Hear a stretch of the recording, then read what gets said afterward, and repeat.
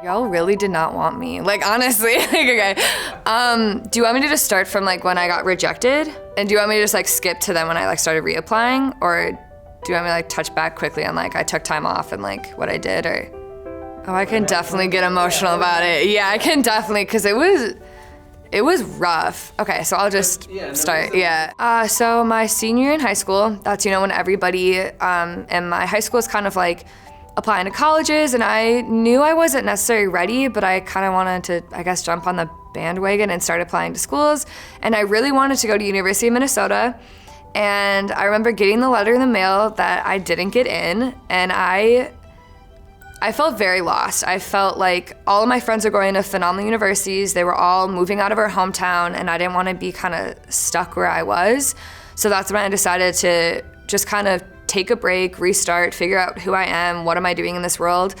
I chose CLA after taking an ID transfers course. My counselor, after coming here, she told me to take a transfer course that might help me kind of figure out what I want to do. I didn't have an idea of a major when I transferred to the U, so I wasn't in a college at all. I was just, you know, taking my class, my generals and stuff.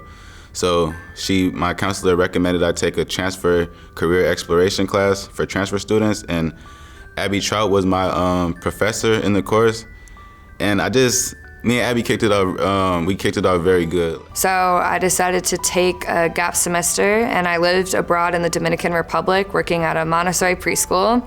Spent about 5 months there, and then I went back to Madison, went to community college for a semester, and then decided to reapply to University of Minnesota, and here I am today. I felt the sincere caring from her, and I can't say I felt that in my past, like a sincere care from a professor or a teacher, like she consistently cared, like she consistently put in that effort to make sure that I was satisfying all my requirements, but not just my academic requirements, but making sure I was okay on a personal level. She knew it was hard for me coming to the school as a transfer student, and she knew that I wasn't like a very talkative person. She encouraged me to come out of my shell, I would say, a lot. Coming to the University of Minnesota, which is already really big, but then being able to narrow it down to CLA, which is a little bit smaller, and then being able to narrow it down even more with my experience at the MLK, and then even furthermore to like my one-on-one experience with my advisor, Melanie Johnson, has been amazing.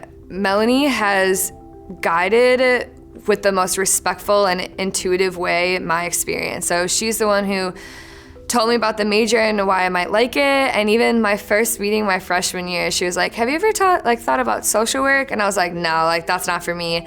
And I met with her a couple months ago, and we just had the most like reminiscent, like, you said that I should do social work, and I was so against it, and now I want to go to grad school for social work.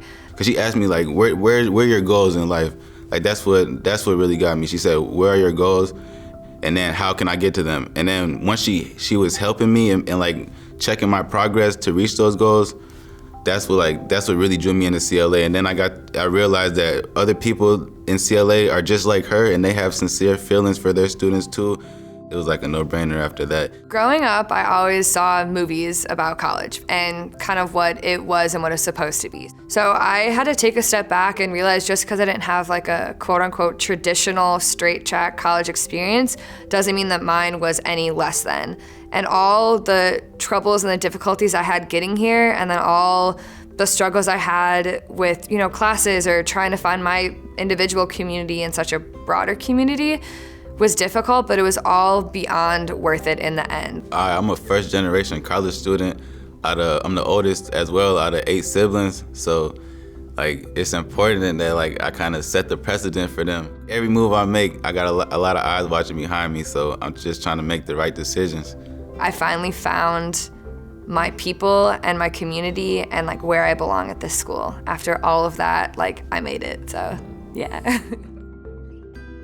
Honestly, like, and also I just want to show my grandma, because they were all there when I was like, I'm never going to college, like my life is over. Crying on the side of the street.